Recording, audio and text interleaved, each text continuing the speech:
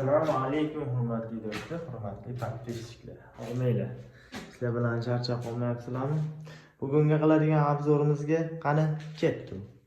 Bugun o'zgarishlar juda ham katta.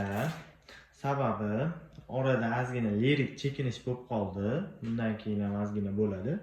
Mana bu yerda mozaika polimiz, ya'ni kafeldan mozaika qilingan. O'rtada mana suv ketadigan joy, kanalizatsiya. Omadda o'zingizlar bilganinglardek, o'tgan videomda obzor qilib berganimdek, dushovoy bo'ladi. Mana buniki chiroyli kafelda to'shaldi, matviy, sirg'anib ketilmaydi, bemalol maza qilib ustida yursa bo'ladi. Ammo o'zimiz to'pli pol, ya'ni botlar hamma joy to'pli pol bo'lgan. Mana bu xonalargacha. Bu xonada unaqa o'zgarish bo'lmadi. Shuning uchun bu yerda olmay qo'yganman.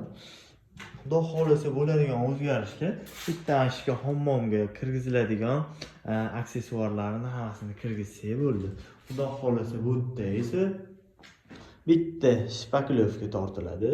Bu yoqqa tepaga, keyin devorlariga shpaklovka beriladi. Xudo xolasa shpaklovkadan keyin ko'ramiz. Yo aboy bo'ladi, yo bo'lmasa bir qanaqadir dekorativniy narsa o'ylab topishga harakat qilamiz. Xudo xolasa yana vaqt o'tib ko'raverasizlar, chiroyli obzorlarni qilib beramiz. Sizlar bilan Ro'zmatjon G'ayratjonovich bo'ldi. Sog' bo'linglar, salomat bo'linglar. Sizlar bilan yaxshilikda ko'rishguncha.